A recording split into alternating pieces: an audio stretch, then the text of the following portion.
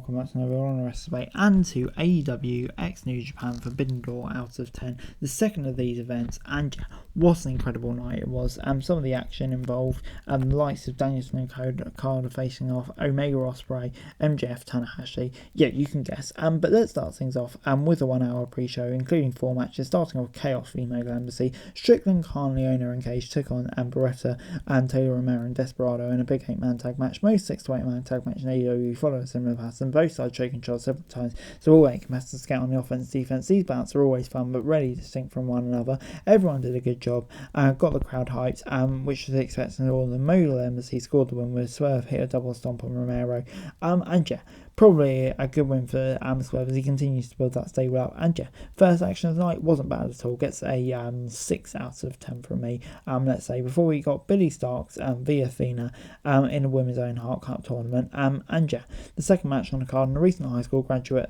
Starks was able to get the upper hand and even scored the first near fall on the RH Women's Champion. But she eventually turned it around. They had a couple of missteps, but most of this match was hard hitting and allowed both women to shine. Yeah, the final few minutes woke the crowd up when they started to bring shots, and Athena winning was predictable, also the right call. And yeah, haven't seen too much of her on AEW TV recently, but definitely excited to see how she can do on the Own Heart Cup, because yeah, like I say, she's been doing great stuff in ROH recently. It was then time for Stu Grayson versus El Phantasmo, the third match, and Grayson was accompanied by Vincent Dutch to take on El Phantasmo. Grayson immediately took control by grounding ELP with some punches, but the high flyer didn't stay down for long. There wasn't a squash, but it definitely was designed to make Grayson look good.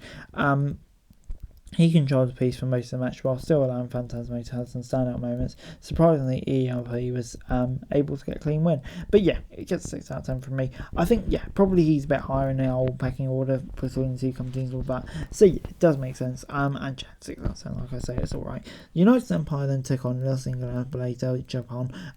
Cole Fletcher, TJP and Jeff Cobb represented United Empire against LIJ's Bush, Takahashi and Takagi in the final pre-show match. This was mayhem from the moment the bell rang. All 6 men began fighting in it, took a few minutes before it went down to TGP and Bushi as legal men. This was a competitive match that came for a close, with Takagi hitting his finisher on TGP for the win.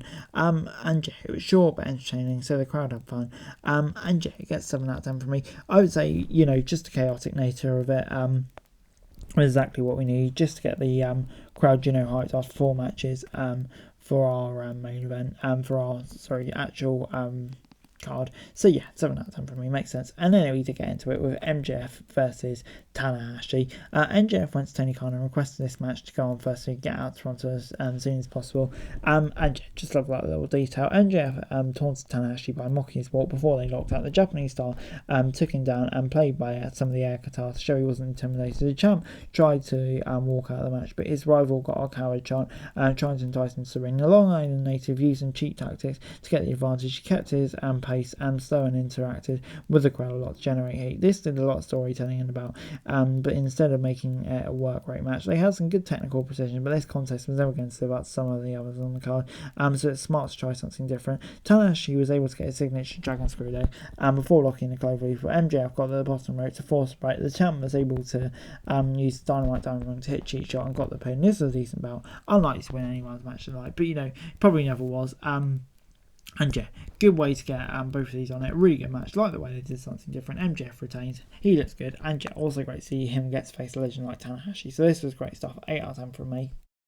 We then got an Owen Hart tournament match, CM Punk against Kojima in the second match. They started with a small chain of wrestling. A small CM Punk chant was immediately drowned out by boos as he took control. They ended up fighting at ringside where Kojima sent Punk over the barricade into Timekeep's area with a stiff job. Wherever Punk tried to chase the strikes, his opponent would make him regret it. The match ends up being longer than expected, but not in a bad way. Both men were having fun, beating the life out of each other, and it always makes for a entertaining crowd. After both men failed to get a pin on the elbow drop for an Anaconda device, Punk applied it, and Kojima escaped and managed to cancel GTS twice before the second series saviour finally hits it for the win. And Jet gets 7 out of 10 from me. A good match, really exceeded my expectations to be honest. Punk getting the win as we all expected, but yeah, good stuff. Cassidy then took on Garcia, Shibata and Zack Sabre Jr. in a 4-way for the international title. All 4 men tried to skies each other up and had a standoff in the middle of the ring. OC hit all 3 men with the latest kicks ever, with all 3 his opponents caught his legs and tossed it back and forth like they were playing catch. Shibata and Sabre kept shoving Garcia away so they could trade shots. When Garcia started dancing at them and they both took him down at the same time, whenever they had the chance, Shibata and Sabre tried to go after each other. Garcia tried and failed to win the match by hitting Shibata and with the title at one point. We then got every combination of opponents working with each other throughout the match, so we saw some fun dynamics at different pairings. The crowd loved every second of this one. It's easy to see why. Everyone plays their strengths and worked together to make one of the best matches of the night. And yeah, Cassidy was able to seal the win by showing Shibata out the ring after he had Garcia with his finisher and then making a cover for the win. The three champions all argue about whose title it was, but the most important thing after the match was over. And yeah, it gets a 7, 8. No, in fact, it gets an 8 out of 10 for me. I really loved this match. I thought it was one of the best of the night. Just like, it wasn't a dream match, but I just loved all the way all four of them played each other into each other. Cassidy and his great title reign continues, and it all worked really nicely. It gets an 8 out of 10 from me. It was then time for Jungle Boy Jack versus Sonada. Hook was at ringside to support his tag partner. Perry was able to lock in the snare trap early, but Sonada immediately made it to the ropes because he was still fresh and uninjured. The longer the match went, more physical it came. Both men ended up on the mat after a particularly tough exchange after they started throwing chops as they stood up. Jungle Boy used Sonada's own signature hold against him, but was unable to get the win. This led to both men trying to outdo each other with various moves. The match ended with Sonada hitting a moonsault for the pin. It seemed like the crowd was a little surprised with the finish, and it almost seemed like it might not have been planned. And this is a good performance, but the ending kind of let it down a bit. But when they got to stage, Perry turned on Hook and laid him out with a clothesline. The crowd booed and chanted Hook as he was lying on the table with his head in his hands. And yeah, Perry being a heel, I'm really shocked by this, to be honest. No, I'm not shocked by it. I thought it was coming, but yeah, I can't really imagine him as a heel. He just seems like a quintessential babyface. And yeah, definitely going to be a very interesting dynamic to see how it plays out. But I do think it's the move he needed. As for the match itself, it was really good up to the finish, but it kind of turned around again by that ending. I loved it. Jack Perry being a heel, it's kind of exactly what he needed. And yeah, I can't wait to see where it goes from here, to be honest. Get 8 out of 10 from me. It was then time for the Elite versus the Blackpool Combat Club. Kingston and Ishii teamed up with Page and the Young Bucks to take on the BCC, Takeshita and Umino in a huge 10-man tag. As expected, Dom was with Takeshita.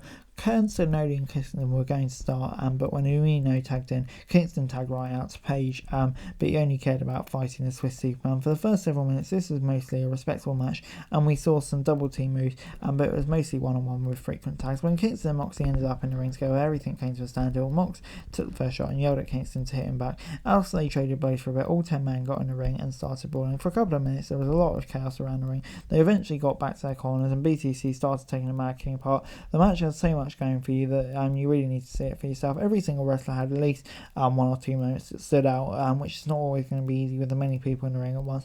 After a great final sequence, Ishii scored the win for his team by pinning Yuta with a brainbuster, but Kingston ended up arguing with the Elite about the incident and walked to the back without them. And yeah, I don't know, it gets an 8 out of 10 for me. This is a really good match.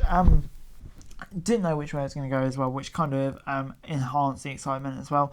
New Japan Stars played an interesting role in it, and you do feel like it is heading to maybe a big blow-off match, blood and guts, whatever that may be, as well. Obviously without missing some of the key stars, maybe it could have been better, but it's still a really fun and enjoyable match. It gets an 8 out of 10 from me.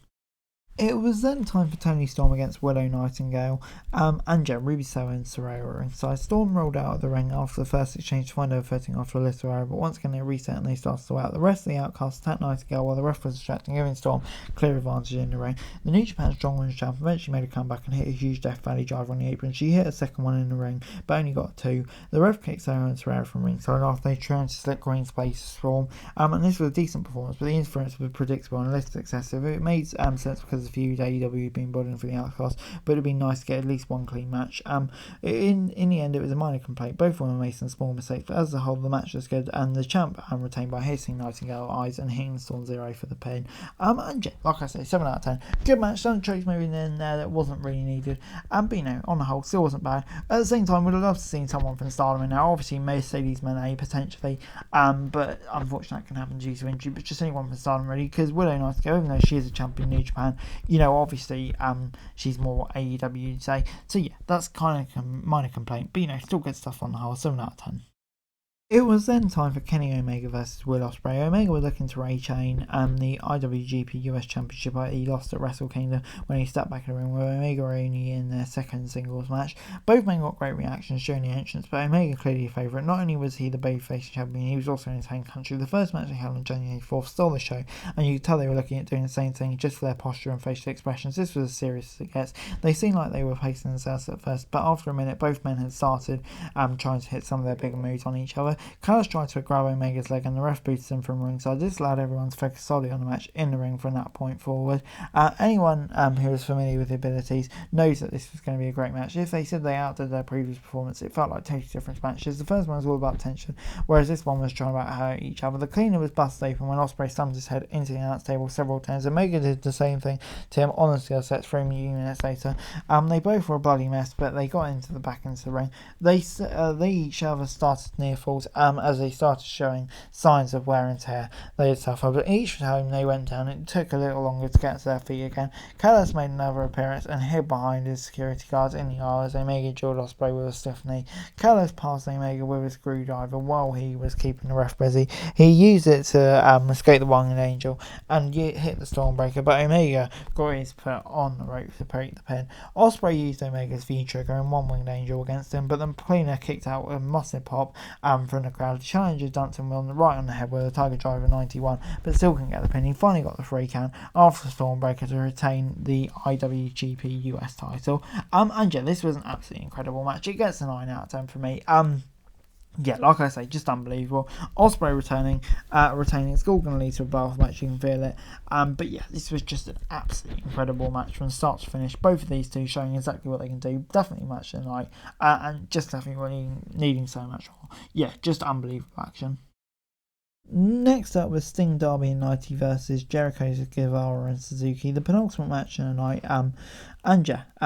Naito and Guevara started their teams and they took a while before getting to it. The Spanish got dodged and a couple of Naito kicks to mess with him, so Naito kicked him in the guts. Both men posed so taunting each other before they started taking the match seriously. And when Sting was tagged in, Jericho begged Suzuki to tag in so that they could face each other for the first time in a match. Suzuki attacked the Icon to give him Jericho the advantage. They kicked off a brawl with all 6 men. And yeah, this was a good stick to between the two kind of big matches. It's never going to be a match of the year candidate, but it was entertaining. And even though it wasn't showcased, it was good bout, especially when Suzuki was in the ring. After back and forth, Nice was able to keep Suzuki down for the win. And yeah, still teasing match between Jericho and all that, which is going to be very interesting if it happened. Naito picking up a big win as well. And yeah, I don't know, all very interesting stuff, intertwining storylines as well. And yeah, just kind of the perfect break in the middle where it's needed. It gets 7 out of 10 from me. It was then main event time, Bryan Danielson versus Kazuchika Okada, possibly the most anticipated match we'll see all year. Danielson entered to his old entrance music at the final countdown by Europe to battle Okada, and yeah, this was great. The fans chanted this is awesome before they even made any contact. They locked up and immediately began trading holds, counters and takedowns as the crowd switched to a much less PG chant. Even though they were working at brisk pace and making everyone look good, you could see they were pacing themselves and saving the big spots for later. Danielson quickly found out how tough Okada was when he not only withstood several shots but also invited the American Dragon to hit him harder. Danielson was more than happy to oblige. Both men avoided each other's signature moves several times before they took the fight out of the ring. Okada hit a tombstone to the ramp before the tide completely turned in his favour. After Okada hit a flying elbow drop, Danielson began to converse and the ref called the doctor to check on him. The American Dragon popped up and hit the flying knee but was able to make the cover. He countered the German suplex and hit a second knee for a 2 count before saying he's going to kick Omega's effing head in. After a long strike to get locked in, Danielson made a card tap out to win the match and completely shook the crowd. A lot of people seemed surprised by this outcome. Personally, I wasn't, but once again, it all sunk in. Everyone gave both men a round of applause, and this might not have reached the same level of excitement as Zeus v Omega, but this match was technically sound as it gets, and it probably won't be their only encounter as over. And fingers crossed it won't be, because this was just brilliant from start to finish, you have to say. And yeah, especially with Danielson potentially carrying an injury later on as well. It just shows how good both of these men are. So yeah, just unbelievable stuff, and it gets 9 out of 10 for me. A brilliant way to close the show. overall, Forbidden Door gets an 8 out of 10 from me. Yeah, just on the whole, an absolutely smashing night of wrestling from start to finish. So many banger matches. I just love these events so much. Dream matches all over the show, banger matches all over the show. 2 of the last 3 matches, just absolutely unbelievable. And yeah, on the whole, just an absolutely brilliant show. Love that. But anyway, guys, that's it really. Thanks so much for like, share, subscribe, lots of comments over daily wrestling news and subscribe to the channel. Greatly appreciated. Thanks very much for watching. Peace out.